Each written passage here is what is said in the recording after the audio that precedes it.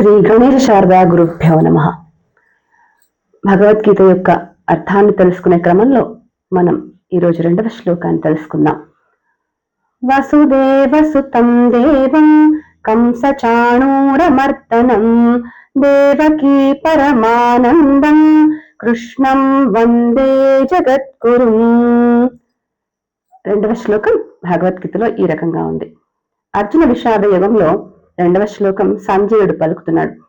సంజయ ఉవాచ దృష్ట్వా తు పాండవానీకం వ్యూఢం దుర్యోధనస్తదా ఆచార్యముపసంగమ్య రాజా వచనమబ్రవీత్.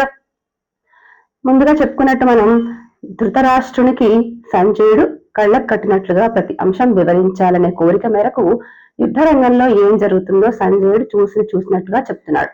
సంజయుడు అంటేనే సమ్యక్ జయ, అంటే ఇంద్రియాలను జయించిన వాడు అనేటువంటి గొప్పైన అర్థం కలిగినటువంటి వాడు, ఆ పేరుకు తగినటువంటి వాడు కూడా. కులానికి తక్కువ కులంలో పుట్టిన గొప్ప రాజనీతి పరిపాలన తెలిసినటువంటి వాడు, రాజులకు చాలా దగ్గరగా ఉండేటువంటి వ్యక్తి. అటువంటి సంజయుడు ఇప్పుడు చెప్తున్నాడు.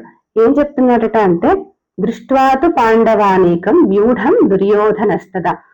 ఆ యుద్ధ రంగంలో దుర్యోధనుడు ఒక్కసారిగా ఉన్న సైన్యాన్నంతా ఒక్కసారి చుట్టూతా పరికించి దృష్ట్వాతు పాండవానీకం, పాండవులు మిగతా వారందరినీ కూడా ఒక్కసారి చూసి వ్యూఢం దుర్యోధనస్తదా ఆచార్యం ఉపసంగమ్య రాజా వచనం అబ్రవీద్. ఎవరి దగ్గరికి వెళుతున్నాడు ఈ దుర్యోధనుడు అంటే రథం మీద ఉన్నటువంటి తన ఆచార్యులైనటువంటి ద్రోణాచార్యుని వద్దకు ఆచార్యం ఉపసంగమ్య వెళ్ళి ఇలా అంటున్నాడట దుర్యోధనుడు.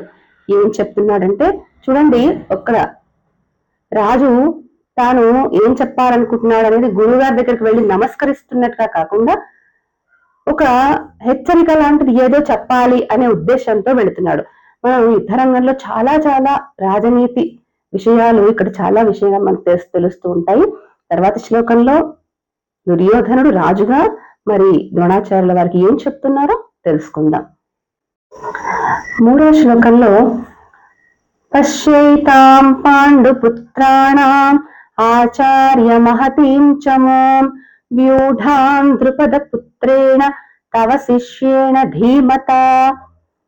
దుర్యోధనుడు ఈ విధంగా చెప్తున్నాడు. ఏమంటే పశ్యైతాం పాండుపుత్రాణం, ద్రోణాచార్యుడి వద్దకు వెళ్ళి ఎంత చాకచక్యంగా మాట్లాడుతున్నాడంటే, ఆచార్య వీళ్ళంతా కూడా మీ దగ్గర శిష్యరికం చేసి ఇంచుమించుగా మీ దగ్గర ఉన్న విద్యనంతా కూడా మీరు వారికి ధారపోశారు. ఇప్పుడు వాళ్ళు మీకు ఎదురుగా మీకు వ్యతిరేకంగా యుద్ధాన్ని చేస్తున్నారు అనే రకంగా అర్థం వచ్చేలా ద్రోణాచార్యుడి దగ్గర దుర్యోధనుడు మాట్లాడుతున్నాడు. ఆ ప్రస్తావన ఎంత గొప్పగా చూద్దాము. పశ్యైతాం పాండుపుత్రాణం ఆచార్య మహతీం చమోం. చూడండి ఆచార్యవర్య, ఈ సైన్యం ఎంత గొప్పగా ఉందో, ఇదంతా కూడా మీకు వ్యతిరేకంగా నడుస్తున్నటువంటి సైన్యము. ఇంకా వ్యూఢాం ద్రుపద పుత్రేణ తవ శిష్యేన ధీమత. ఆ వ్యూఢం కూడా అంటే ఆ వ్యూహ రచన కూడా ఎవరు చేస్తున్నారు? మీకు చిన్ననాటి శత్రువుగా మారినటువంటి ద్రుపద మహారాజు మిమ్మల్ని చంపడానికి తాను యజ్ఞంలో పొందినటువంటి దృష్టద్యుమ్నుని ద్వారా ఏర్పరచబడినటువంటి సైన్యం ఇదంతా. అంటే ఒక రకంగా ద్రోణాచార్యుడి మనస్సులో పిల్లలు అనే వాత్సల్యం ఏమాత్రం కూడా ఉండొద్దు, లవలేశమంతా కూడా శిష్యులు అనే ప్రేమ ఏమన్నా ఉందేమో, ఆ కొద్ది ప్రేమ కూడా ద్రోణాచార్యంలో ఉండొచ్చు అనే భావనను పూర్తిగా తుంచివేసే ప్రయత్నము ఇక్కడ దుర్యోధనుడు చేస్తున్నట్టుగా మనకు కనిపిస్తుంది. ఎందుకంటే దుర్యోధనుడి వచనాలు అట్లా కనిపిస్తున్నాయి.